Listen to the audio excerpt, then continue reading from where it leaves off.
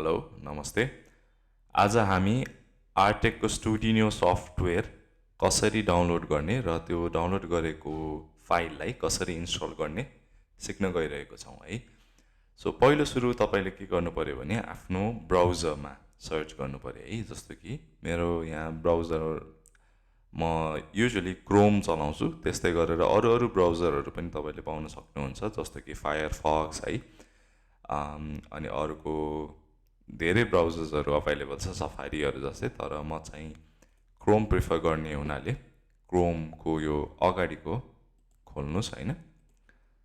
अनि यो गुगलको सर्च बार आउँछ, गुगलको सर्च बारमा चाहिँ तपाईँले के टाइप गर्नुपर्ने हुन्छ भने आर्टेक स्टुडियो सफ्टवेयर डाउनलोड भन्ने तपाईँले क्लिक गर्नुपर्ने हुन्छ।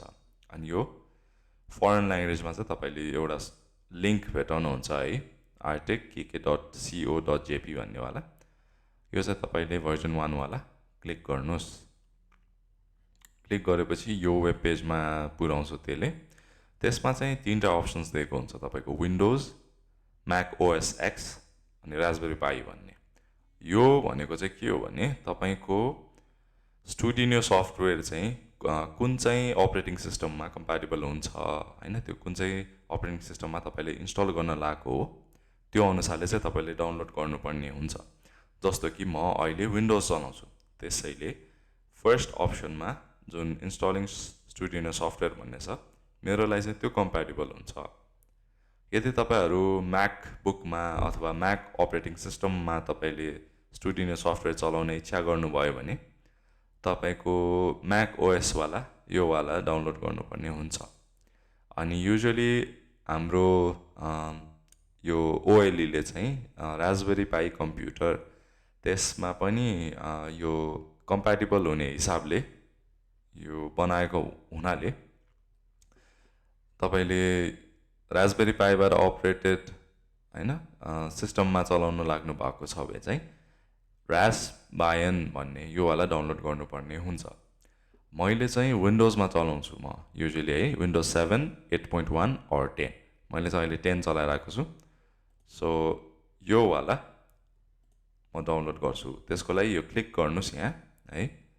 क्लिक गरेपछि यहाँ तल हेर्नुहोस् त, आफै डाउनलोडिङ प्रोसेस स्टार्ट भइसक्यो यसको है। अब नेटको स्पिड अनुसार यो कति चाँडो डाउनलोड हुन्छ त्यसमा त्यो डिपेन्ड हुन्छ। अब यहाँ चाहिँ 8 to 9 मिनट्स भनेछ। सो यो पार्ट चाहिँ प्रब्ली अलिकति फास्ट हुनेवाला छ है।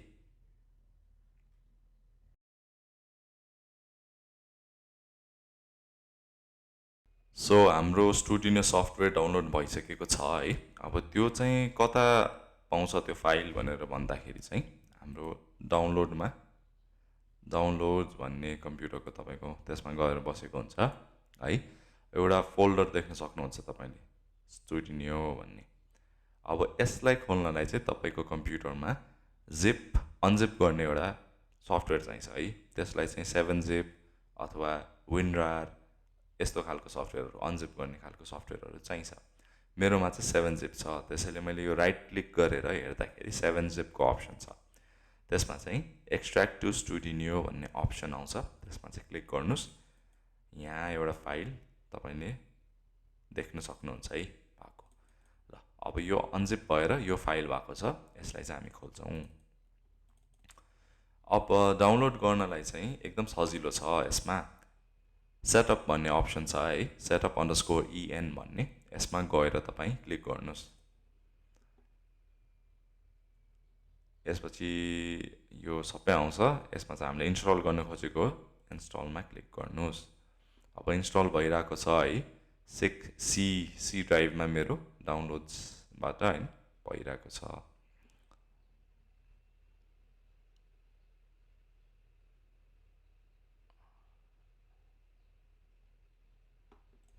ल आई थिङ्क हाम्रो स्टुडियो सफ्टवेयर डाउनलोड भइसकेको छ। त्यो सफ्टवेयर चाहिँ यहाँ गएर एसटी गऱ्यो भने तपाईँले देख्न सक्नुहुन्छ है।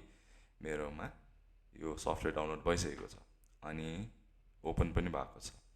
सो ओपन भइसकेपछि हामीले युजुअली प्रोग्रामिङ गर्ने भनेको ब्लक प्रोग्रामिङ इन्भाइरोमेन्टमा छ, त्यसमा गएर क्लिक गर्नुहोस्।